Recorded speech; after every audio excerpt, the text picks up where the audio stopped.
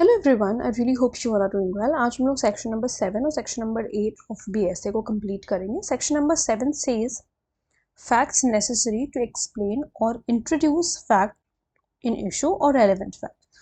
तो ये जो सेक्शन है ये टीआईपी के नाम से जाना जाता है, टेस्ट आइडेंटिफिकेशन परेड। लेकिन इसमें सिर्फ टीआईपी नहीं है, ले दे के हमें सिर्फ इतना ही पता होता है कि इसमें टीआईपी की बात करी गई है। बट हाँ, टीआईपी का एक एलिमेंट है, आइडेंटिफिकेशन का एक एलिमेंट है। TIP means just a minute. TIP means Test Identification Parade. ठीक है, इसका एलिमेंट है इस सेक्शन में, क्योंकि ये सेक्शन हमारा section number 9 of Indian evidence act था पहले। तो इसका एलिमेंट है, लेकिन सिर्फ इतना ही नहीं है। जब आप इसके इलस्ट्रेशंस पढ़ेंगे और पूरा सेक्शन, जब आप पूरा प्रोविजन पढ़ेंगे तो समझ में आएगा कि सिर्फ इसकी बात नहीं करता। ये कह रहा है कि फैक्ट्स नेसेसरी, ऐसे फैक्ट्स जो कि ज़रूरी हैं किसी फैक्ट एंड इशू को एक्सप्लेन करने के लिए या उसको इंट्रोड्यूस करने के लिए, किसी फैक्ट एंड इशू या रेलेवेंट फैक्ट को एक्सप्लेन करने के लिए या उसको इंट्रोड्यूस करने के लिए या फिर उसको सपोर्ट या रिबट करने के लिए। ठीक है, an inference suggested by fact and issue relevant fact और which establish the identity of anything, या फिर किसी चीज़ की आइडेंटिटी को एस्टैब्लिश करने के लिए, जिसे हम टीआईपी कह रहे हैं। और person whose identity is relevant और फिक्स टाइम के बारे में बता रहा है, प्लेस के बारे में बता रहा है, eight which any fact and issue, जिस वक्त कोई फैक्ट एंड इशू हुआ या कोई रेलेवेंट फैक्ट हुआ, और which shows the relation of parties. देखो, पार्टीज का रिलेशन भी बता रहा है, by whom any such fact was transacted are relevant in so far as they are necessary for that purpose. अब ये सारी चीज़ों का मतलब आपको इलस्ट्रेशंस में दिया हुआ है, मतलब नहीं, बट इलस्ट्रेशंस समझने के बाद, इलस्ट्रेशंस को पढ़ने के बाद, इलस्ट्रेशन का एक एक एलिमेंट पढ़ने के बाद ये सारी चीज़ें समझ में आ जाएंगी कि ये किस बारे में बात कर रहा है। तो किन किन चीज़ों के बारे में ये बात कर रहा है। सबसे पहले तो एक्सप्लेन या किसी फैक्ट को इंट्रोड्यूस कराना है, सपोर्ट या रिबर्ट करना है किसी भी फैक्ट एंड इशू को या रेलेवेंट फैक्ट को, identity of anything, then to fix a time or place of anything, relation of parties के बारे में भी हमें सेक्शन नंबर 7 ही बता रहा है। चलो अब इलस्ट्रेशंस की तरफ बढ़ते हैं। सबसे पहले इलस्ट्रेशंस क्या कह रहे हैं। Illustration A says the question is whether a given document is the will of A. जो डॉक्यूमेंट दिया गया है ये ए की विल है या नहीं है। क्वेश्चन ये है, the state of A is property and of his family at the date of the alleged will may be relevant fact। तो जो भी स्टेट है ए की प्रॉपर्टी का और उसकी फैमिली का, जब वो उस alleged will के डेट पर, वो सारे relevant fact होंगे। ठीक, then A sues B for libel imputing disgraceful conduct to A। ठीक है, ए ने बी को स्यू किया इस बात पे कि उसने जो है उसका डिफेमेशन किया था। ठीक है, डिसग्रेसफुल कंडक्ट था उसका। B affirms that the matter alleged to be libelous in nature। B ने ये अफर्म किया कि हाँ, जो मैटर है वो लाइबलस था, इट इज ट्रू। ठीक है, the position and relation of the parties, the position and relation of the parties at the time when the libel was published, जब वो लाइबल पब्लिश्ड हुआ, मे बी रेलेवेंट फैक्ट, वो relevant fact होना चाहिए as introductory to the fact issue. उसको जो है as an introduce करने के लिए। भाई देखो, बात को समझो, यहाँ पर जब वो कह रहा है कि उसने उसके खिलाफ कुछ ऐसा लिखा, कुछ मतलब ऐसा कुछ डिफेमेटरी कुछ लिखा, तो ये जो पोजीशन है उस वक्त पार्टीज की या उन पार्टीज के बीच में क्या रिलेशन था जब वो लाइबल को पब्लिश किया गया, ये सारी चीज़ें रेलेवेंट फैक्ट होंगी, क्योंकि ये फैक्ट एंड इशू को इंट्रोड्यूस कर रही है। फैक्ट एंड इशू क्या है? फैक्ट एंड इशू ये है कि ए ने बी को लाइबल के लिए सू किया है।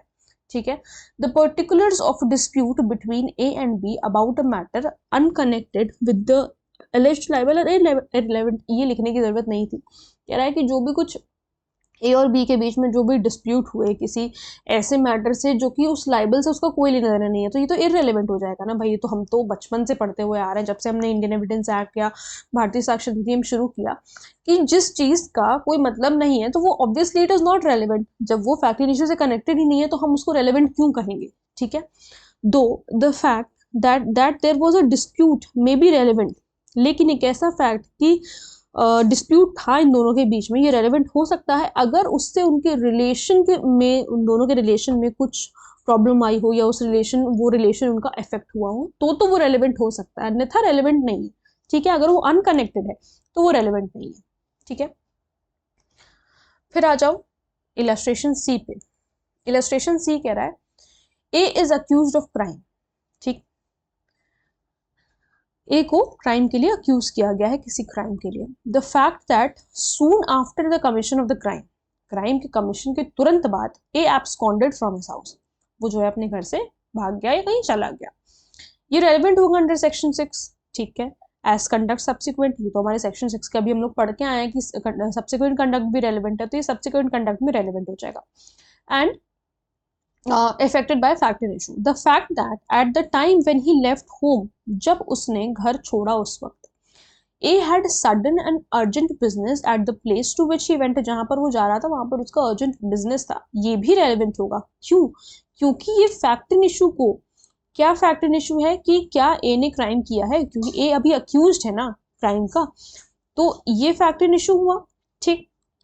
अब ये फैक्टर इशू को रिबर्ट कर रहा है कौन सा पॉइंट, ये वाला कि वो वहां पर हो सकता है अर्जेंट बिजनेस के लिए वो भाग के गया हो कहीं पर, ठीक। तो ये पर्टिकुलर चीज भी रेलेवेंट होगी। अभी हम ऊपर पढ़ के आए हैं कि सपोर्ट करना तो चलो ठीक है, जो रिबर्ट भी कर रहा है फैक्टर इशू को या रेलेवेंट फैक्ट को, वो भी जरूरी है। तो यहाँ पर ये रिबर्ट कर रहा है क्योंकि उसने जो है ये बताया कि वो अर्जेंट बिजनेस के लिए आया था, is relevant as tending to explain the fact that he left home suddenly, क्योंकि वही एक्सप्लेन कर इसी वजह से उसने जो है जल्दी में घर छोड़ा।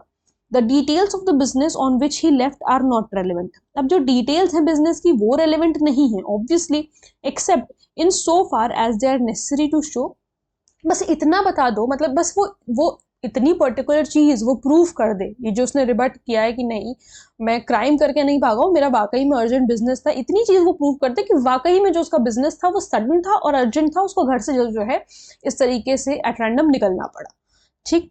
तो ये बात समझो, यहाँ पे रिबर्ट की बात हो रही है। अब आ जाओ अपने इलस्ट्रेशन डी पे। इलस्ट्रेशन डी कह रहा है A use B for inducing C to break a contract of service made by him with A ने बी को स्यू किया कि वो सी को इंड्यूस कर रहा है कि कॉन्ट्रैक्ट जो है तुम्हारे और सी के बीच में उसको ब्रेक कर दो, ठीक है। C on leaving A service, A से बोल के गया I am leaving you because B has made a better offer, मतलब वो जो है उससे ऐसे बोल के गया कि मैं तुम्हें इस वजह से छोड़ करके जा रहा हूँ, मतलब तुम्हारा ये कॉन्ट्रैक्ट इस वजह से छोड़ के जा रहा हूँ क्योंकि बी ने जो है मुझे अच्छा ऑफर दिया है। This statement is relevant as explanatory of C's conduct, अब क्योंकि ये सी के कंडक्ट को दर्शा रहा है कि वो वहां से जा रहा है, तो इसी वजह से तो जा रहा है क्योंकि उसको एक और जगह बेटर ऑफर मिल रहा है, तो ये पर्टिकुलर चीज रेलिवेंट होगी as a factor issue.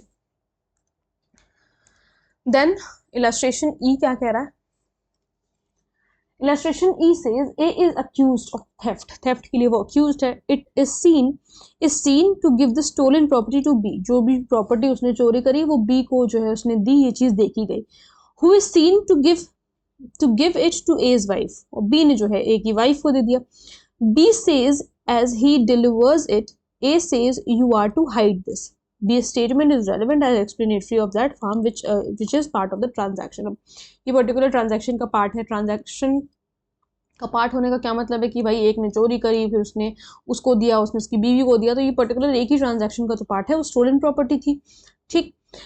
Then आ जाओ एफ इलस्ट्रेशन पे, कह रहा है A is tried for a riot and is proved have marched at the head of the move, और ये पर्टिकुलर चीज प्रूव हो गई कि ये जो है मतलब नेता बन के, लीडर बन के यही घूम रहे थे। The cries of the mob are relevant as explanatory of the nature of the transaction, जो क्राइज हैं, जो रोना धोना मचा रखा है मॉब ने, ये रेलिवेंट है क्योंकि एक्सप्लेन कर रहे हैं जो भी ट्रांजैक्शन का नेचर है उसको, ठीक है। तो यहाँ से जो इम्पोर्टेंट चीज है, मतलब जो इलस्ट्रेशन वाकई में ध्यान रखने वाला है, वो है आपका ये 3 इलस्ट्रेशन, ये बहुत अच्छे इलस्ट्रेशन है, ठीक है। तो इसे जो है दोबारा से एक बार रिवाइज जरूर करिएगा। अब हम लोग आगे बढ़ते हैं सेक्शन नंबर 8 पे, जो कि हम इसे सेक्शन नंबर 8 को थ्योरी ऑफ एजेंसी भी कहते हैं, थ्योरी ऑफ एजेंसी भी कहते हैं क्योंकि ये कॉन्स्पिरेटर्स के बारे में बात कर रहा है, कॉन्स्पिरेसी के बारे में बात कर रहा है। थिंग्स सेड और done by conspirator in reference to a common design, एक कॉमन डिजाइन, एक कॉमन गोल को परस्यू करने के लिए कोई पर्टिकुलर चीज एक से ज्यादा इंसानों ने, देखो 2 या 2 से ज्यादा पर्सन, ऑब्वियसली एक आदमी तो क्या ही कॉन्स्पिरेसी करेगा, 2 या 2 से ज्यादा लोगों ने आपस में कॉन्स्पिरेसी करी है, ठीक है। देखते हैं हम लोग provision. Where there is a reasonable ground to believe, जहां पर रीजनेबल ग्राउंड है ये बिलीव करने के लिए कि दो या दो से ज्यादा पर्सन हैव कॉन्स्पायर्ड टुगेदर, उन्होंने आपस में कुछ कॉन्स्पिरेसी करी है किसी ऑफेंस को कमिट करने के लिए या फिर कोई एक्शनेबल रॉन्ग करने के लिए।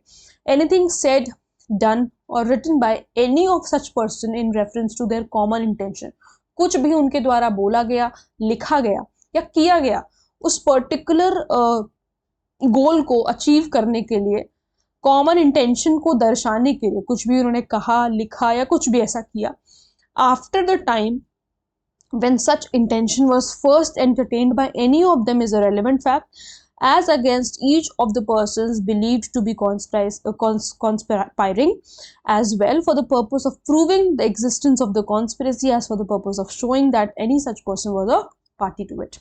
इलस्ट्रेशन देखो, बहुत अच्छा इलस्ट्रेशन से, कई इलस्ट्रेशन है, कई बार पूछा गया है, ये एक ही इलस्ट्रेशन है। कह रहा है रीजनेबल ग्राउंड एग्जिस्ट कर रहे हैं ये बिलीव करने के लिए कि ए ने एक ऐसी कॉन्स्पिरेसी को ज्वाइन किया है जो वेज वॉर करना चाहती है अगेंस्ट द स्टेट। अब ये स्टेट आप चाहे कंट्री के रिस्पेक्ट में समझ लो या किसी भी अपने मतलब अपने स्टेट के रिस्पेक्ट में समझ लो, किसी भी तरीके से समझ लो, बात वही है। लेकिन मुझे ऐसा लगता है कि यहाँ पर जो स्टेट लिखा हुआ है ये कंट्री को रिप्रेजेंट कर रहा है, ठीक है। तो उन्होंने क्या किया, रीजनेबल ग्राउंड मिले कि ए ने एक ऐसी कॉन्स्पिरेसी, ए जो है एक ऐसी कॉन्स्पिरेसी का हिस्सा है जो कि वॉर करने वाली है कंट्री के अगेंस्ट, ठीक। The fact that B procured arms in Europe, B ने आर्म्स प्रोक्योर का मतलब कुछ ऐसे हथियार वगैरह यूरोप में उसने जमा करने शुरू किए उसको इस कॉन्स्पिरेसी के लिए। सी ने कलेक्ट की कुछ money in Kolkata for a like object, ठीक है। सी ने कुछ पैसे इकट्ठा किए इसी पर्टिकुलर चीज के लिए, क्योंकि लाइक ऑब्जेक्ट की बात कर रहा है तो आर्म्स के लिए ही बात कर रहा है। D persuaded persons to join the conspiracy, उसने जो है डी ने काफी सारे पर्सन्स को कॉन्स्पिरेसी में आने के लिए, ज्वाइन करने के लिए मुंबई में उसको परसुएड किया, ठीक। E published writings advocating the object in view at Agra and F transmitted from Delhi to G. देख रहे हो सब अलग अलग जगह पे अलग अलग काम कर रहे हैं, ठीक है। कोई पैसा इकट्ठा कर रहा है, कोई हथियार जुटा रहा है, ये सारी चीजें हो रही है। G at Singapore the money which C had collected and the contents of a letter written by H given an account of the conspiracy are each relevant, सारे ही relevant हैं, both to prove the existence of the conspiracy, की conspiracy हुई है इस particular चीज को prove करने के लिए, and to prove A's complicity in it, although he may have been ignorant of all of them। भाई देखो देखो ये क्या कह रहा है, जैसे ये A बंदा है, ठीक है, ये A बंदा है, ये अपना अलग कहीं पे काम कर रहा है, बाकी सारे कोई दिल्ली में है, ठीक है, कोई मान लो हरियाणा में है, कोई यूरोप में है, जैसा कि इसने बताया, कहीं कहीं पर लोग हैं, ये सब अपना अलग काम कर रहे हैं, ठीक। लेकिन ये ए भी तो है इसी कॉन्स्पिरेसी का हिस्सा, भले ही ये ना इसको जानता है, ना इसको जानता है, ना इसको जानता है, ना इसको जानता है, लेकिन जो इनका कॉमन इंटेंशन है, जो इनका कॉमन इंटेंशन है वो तो कॉमन ही है ना, जो इनका इंटेंशन है वो तो कॉमन ही है कि इनको वेज वॉर करना है अगेंस्ट द स्टेट। तो इससे कोई फर्क नहीं पड़ता, इसीलिए यहाँ पर कह रहा है कि although he may have been ignorant of all of them, भले ही ये सारे फैक्ट से अवेयर नहीं है, उससे कोई फर्क नहीं पड़ता। And although the person by whom they were done were strangers to him, भले ही ये सारे जो है इससे स्ट्रेंजर्स हैं, इससे कोई भी फर्क नहीं पड़ता, ये नहीं जानता है या नहीं जानता, बिल्कुल फर्क नहीं पड़ता। And although they may have been taken place before he joined the conspiracy और आफ्टर ही लेफ्ट इट, कोई फर्क नहीं पड़ता कि इससे पहले उन्होंने ज्वाइन किया या उसके बाद जो है जब इसने छोड़ दिया तब उन्होंने ज्वाइन किया, कॉन्स्पिरेसी का आप हिस्सा थे, ये इंपॉर्टेंट है, ठीक है। तो इसका एक बहुत इंपॉर्टेंट केस भी है मिर्जा अकबर वर्सेस एम्परर का, ठीक है, मिर्जा अकबर वर्सेस एम्परर का केस भी है थ्योरी ऑफ एजेंसी पे लेकर के। वो केसेस अभी हम इस पर्टिकुलर लेक्चर्स की वीडियो पे डिस्कस नहीं कर रहे, केसेस के लिए मैं अलग से एक वीडियो चाहती हूँ जिसमें हम सिर्फ केसेस ही केसेस डिस्कस करें अच्छे से टाइम दे करके, क्योंकि कुछ केसेस बहुत ज़्यादा ऐसे इंपॉर्टेंट हैं आप लोगों को पढ़ने के लिए, ठीक है। तो आई होप आप लोगों को ये दोनों सेक्शंस अच्छी तरीके से समझ में आए होंगे। ये वाला जो सेक्शन है थ्योरी ऑफ एजेंसी वाला, ये आप लोग क्रिमिनल कॉन्स्पिरेसी से भी कनेक्ट करके पढ़ सकते हो इन योर BNS, ठीक है। तो जब भी आप आंसर वगैरह लिखोगे तो दोनों चीज़ों को कनेक्ट करके लिखना है, यहाँ पर भी लिखना है क्योंकि ये भी कॉन्स्पिरेसी की बात कर रहे हैं और ये भी लिखना है, ठीक है, तो आई होप आप लोगों को ये चीज़ें समझ में आई होंगी, दोनों सेक्शन अच्छी तरीके से समझ में आए होंगे। अगर कोई प्रॉब्लम है, कोई डाउट है, तो वो आप लोग मुझसे कमेंट सेक्शन में पूछ सकते हैं। मिलते हैं नेक्स्ट वीडियो में। Thank you so much.